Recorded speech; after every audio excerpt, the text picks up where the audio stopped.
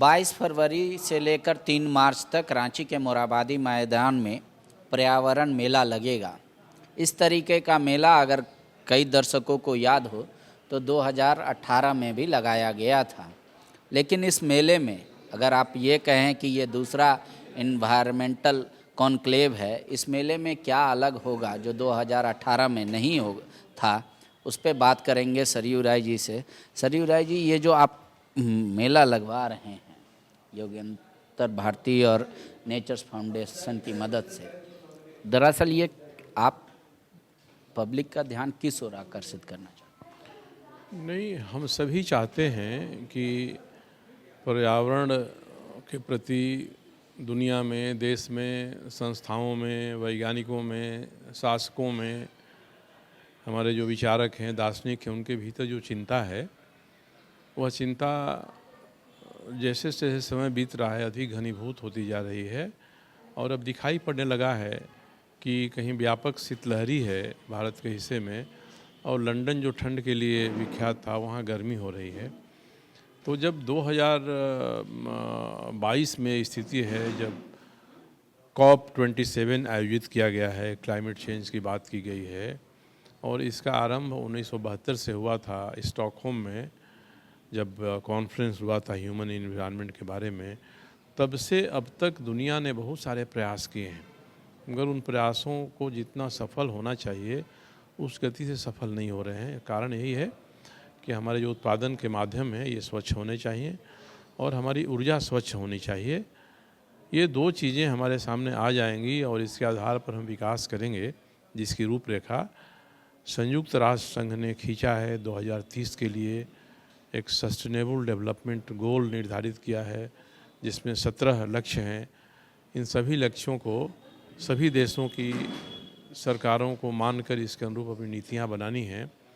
तो ये सारी जो चीज़ें हैं, अगर इस दायरे में हम विकास भी करें और स्वच्छ उत्पादन होगा, स्वच्छ ईंधन होगा, तो विकास भी होगा और पर्यावरण का संरक्षण भी होगा।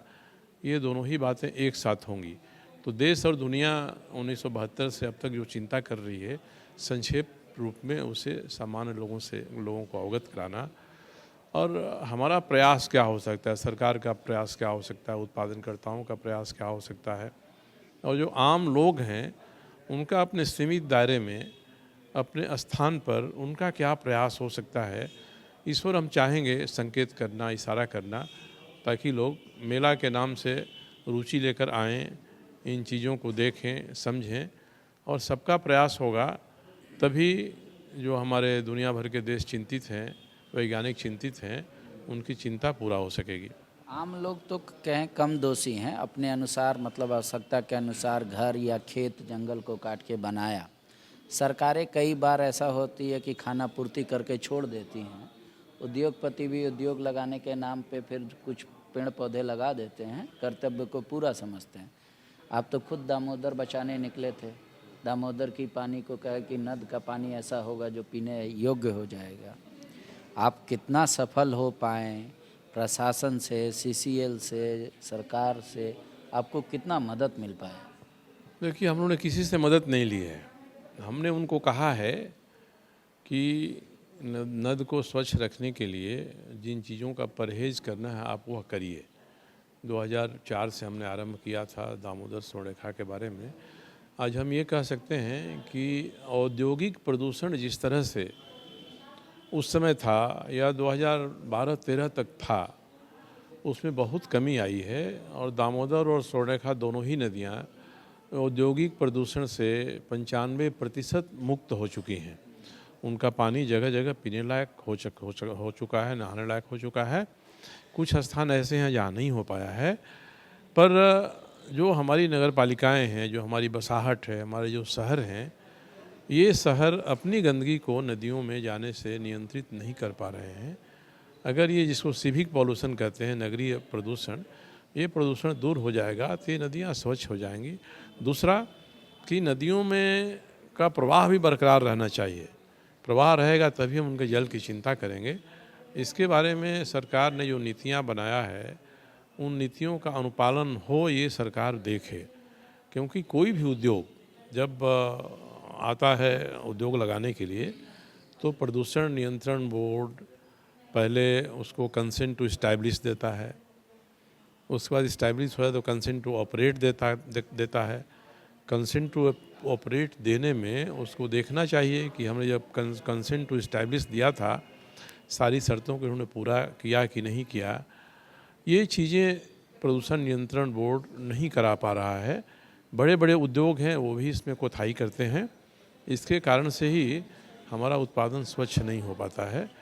राज्य की सरकार प्रदूषण नियंत्रण के माध्यम से या 1986 में जो हमारा पार्लियामेंट ने कानून बनाया था इन्वायरमेंट के कंजर्वेशन के लिए, उसमें जो प्रावधान दिए गए हैं उसमें कमेटी बनानी है जिसकी एक बार साल में बैठक होगी, राज्यपाल जिसके अध्यक्ष होंगे और मुख्यमंत्री और सरकार उसकी मेंबर सेक्रेटरी होगी। दूसरा चीफ सचिव के स्तर पर बनना है और तीसरा हर ज़िले में डीसी की अध्यक्षता में बनना है, पर्यावरण संरक्षण समितियां बननी हैं। ये 1986 के बाद तक ये चीज़ें कभी होती हैं, लोग भूल जाते हैं, कभी नहीं होती हैं। ये सभी के सभी लोग सक्रिय हो जाएं तो जो प्रदूषक हैं वो भी परहेज़ करने लगेंगे। थोड़ा सा लाभ के लिए पहले हम लोग शुभ लाभ लिखते थे, अब लोभ लाभ हो गया है। थोड़ा सा लोभ के लिए, थोड़ा सा लाभ के लिए हम अपने प्राकृतिक संसाधनों की हत्या कर रहे हैं। इसीलिए सारी बातें आ रही हैं। विषय क्लिष्ट है मगर हम पर्यावरण मेला के माध्यम से इसको सरल रूप में प्रस्तुत करना चाहेंगे। जितना कर सकेंगे उतना करेंगे। आपने मेले में एक रखा है स्वयं करके देखो, ये क्या होगा दरअसल आकर्षण? यही बात है कि कुछ ऐसी चीज़ें हम वहाँ स्थापित करेंगे, लोगों को कहेंगे कि आइए इस प्रयोग में शामिल होइए, स्वयं करिए और स्वयं आप जाकर अपने यहाँ भी इसका अनुपालन करिए। आपका मंडप होगा सरना पवित्र उपवन, इसलिए कि सरना जो शब्द है वह प्रकृति पूजा से संबंधित है और प्रकृति का संवर्धन ही हमारे लिए पर्यावरण के संरक्षण का सबसे बड़ा हथियार हो सकता है। इसलिए जो आदिवासी समाज है या जो ग्रामीण समाज है, आदिवासी हो, गैर आदिवासी हो, पिछड़ा हो, अगड़ा हो, जो ग्रामीण परिवेश में रहता है, उसकी जो संस्कृति रही है, उसकी जो पुरानी आदतें रही हैं, उसको वो संरक्षण उसका करे। हमारी दादी नानी कहानियाँ होती हैं, हम बैठे हैं कैसे बैठना चाहिए, कुर्सी पर बैठ के पैर नहीं हिलाना चाहिए, चौखट पर नहीं बैठना चाहिए, झाड़ू को नहीं लांघना चाहिए। ऐसे कई परहेज थे। इन परहेजों का पालन अगर हम नए संदर्भ में करते हैं और जो संकेत हमारे वैज्ञानिक, हमारे समाजशास्त्री दे रहे हैं, उसके हिसाब से अपनी पुरानी संस्कृति का हम समन्वय करते हैं तो एक बहुत बड़ी सीख उन लोगों को मिलेगी जो इन समुदायों में शामिल नहीं हैं। आपने कहा कि सरना मतलब आदिवासियत को अगर हम कायम रख लेते हैं तो पूजन स्वतः हो जाए। हाँ, प्रकृति की जो पूजा करते हैं, प्रकृति में आस्था रखते हैं तो प्रकृति का हम संरक्षण करेंगे। प्रकृति का संरक्षण ही पर्यावरण का संरक्षण है और प्रकृति पर हमारी किन किन गतिविधियों से प्रतिकूल प्रभाव पड़ रहा है, हम फसलें कौन उगा रहे हैं, हमारे यहाँ घरों में कौन कौन सी चीज़ें आ रही हैं, सामग्री आ रही हैं, इसको हम ध्यान दें तो मानव स्वास्थ्य भी ठीक होगा और पुरानी परंपराओं के आलोक में जो नई गतिविधियाँ हो रही हैं, जिसको हम कह सकते हैं कि नित्य नूतन चिर पुरातन शब्द कहा जाता है, तो इन दोनों शब्दों के समन्वय से हम प्रकृति को, परिवेश को बेहतर बना सकते हैं। बायोम सालों से मेडिकल एग्जाम प्रिपरेशन के लिए झारखंड में है सिर्फ एक नाम, बायोम, जिसने दिए हैं highest number of selection from Jharkhand in NEET 2022। और अब बायोम लेकर आए हैं नीट 2023 में अपीयरिंग स्टूडेंट्स के लिए सुनहरा मौका। ज्वाइन करें 4 months crash course starting from 9th January 2023। Enroll now. Biome, a leading institute for pre-medical exam. Vivekananda Vidya Mandir school एक CBSE affiliated English medium coed school है। हम शिक्षा के साथ संस्कार देते हैं। thefollowup.in. Like, share and subscribe. www